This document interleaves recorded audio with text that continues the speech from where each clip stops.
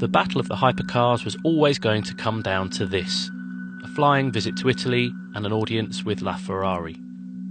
Using hybrid technology solely to maximise performance and taking technology directly from the Grand Prix team, it's everything Ferrari knows about road and race cars in one extraordinary package. At its heart is a 789 horsepower V12 that screams to 9,500 RPM. Combined with an electric motor that's constantly on call, your right foot never has less than 950 horsepower and 715 foot-pounds at its command.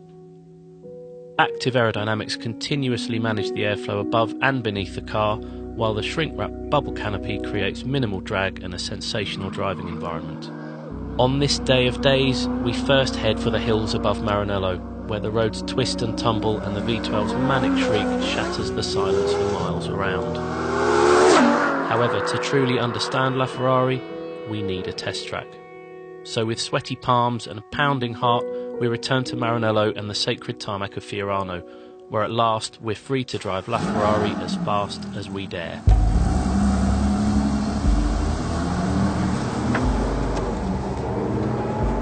Okay, so I think this is probably the day we thought might never come. We finally get the chance to drive LaFerrari. We're at Fiorano, the sun's shining, it's about as special as days get. And this now is the third and final part of the hybrid hypercar trilogy, really. It's been quite a poker game, hasn't it, with Porsche showing its hand, and then McLaren trumping them, and then really, I think everyone's been waiting for this car to see just how good it can be, and the competition is pretty fierce. But from driving the car early today, and this is the first time we've been on the circuit, it's a really immediately super impressive car. The nuts and bolts of it you're probably aware of, but the fundamental differences between this car and say a P1 is that Ferrari have chosen for this not to run in electric only mode, so it's not bothered with any of that. All the batteries exist for is to improve and intensify the performance of this car to a point where the batteries are always doing something. They're always either being charged or discharging, and they're always discharging when you've got your foot on the throttle. So, you know, you never get less than its maximum performance, and that translates into something that's absolutely appropriate for Ferrari. They kind of crinkled their noses up a bit when I asked them about electric only, and I really don't think they had much appetite for that. And you kind of understand exactly why when you drive this thing. It's so angry, and it's got so much technology in it, and yet already you can feel, it just feels like a traditional Ferrari supercar.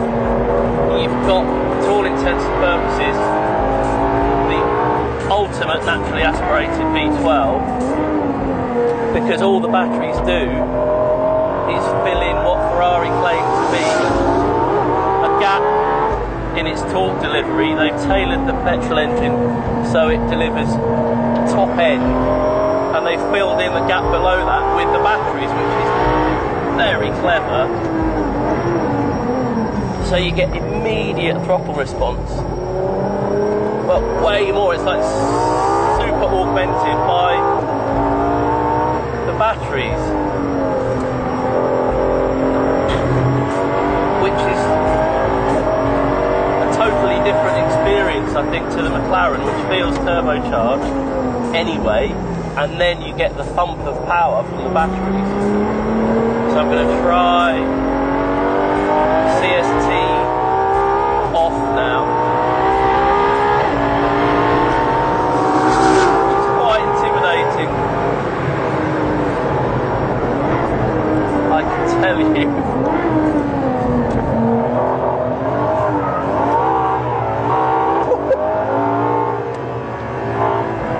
It actually feels, bizarrely, It just feels like a big 458's big badass brother, really, in the way it happens.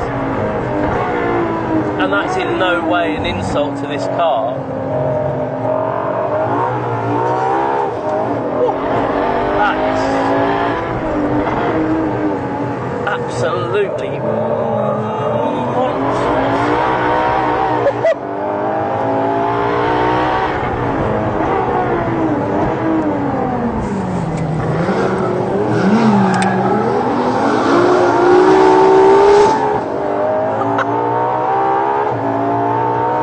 Too carried away, the other thing that's worth discussing are the brakes, because they have regen,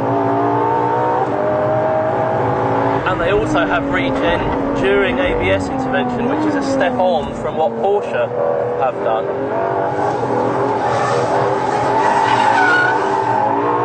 That was third gear, by the way.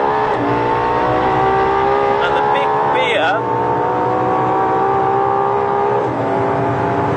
as ever with regen, is the consistency of the pedal, and this is so much better than the Porsche. I'm sorry guys at Stuttgart,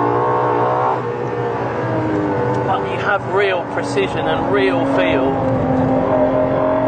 I would say they're a match for the McLaren, which has no regen at all. You do at very low speed get ever such a slight hint of more than one thing. That was on the brakes. My God.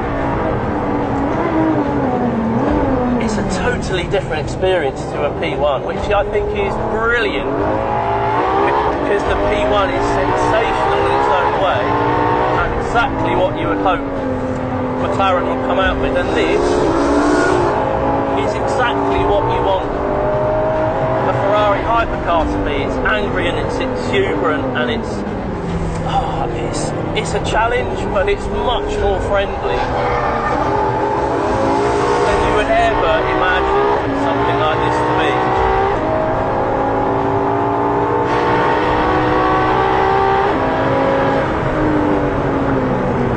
Right, we'll do one cooling down lap now, just to try and soak that in, really. Bloody hell. In a lot of respects, if you're lucky enough to have been in any modern Ferrari, so 458, F12, it's reminiscent of those in a lot of respects. Gear shift, steering feel there's real agility still, but the steering is slightly calmer. I think it's easier to place and not quite so hyper. But there's something more. There's something about the driving environment. They've worked really hard on the cockpit packaging to reduce the frontal area, to reduce drag. So the bubble canopy is very tight. If you look at some of the detail shots, the mirrors are way out on supports from the car, and it gives you a sense that the car's really wide, but it's not. It's just that the cockpit glass is much narrower. The seat is fixed, the cushions are fixed to the tub, and the wheel comes towards you and the pedals come towards you. And it's a different ritual when you get in the car, because you're there, you're fixed, it feels like you're literally bolted into the car and everything comes to you. And I think that intensifies the driving experience and your sense of connection. Just like the other two hypercars, it just makes you feel totally exhilarated and totally elated. What it's going to be like, we will be working our arses off to get these three cars together, and it will be, I think we could all die very happy people if we manage to make that test happen, because seriously, there's nothing like this generation of cars. It's just a spectacular thing.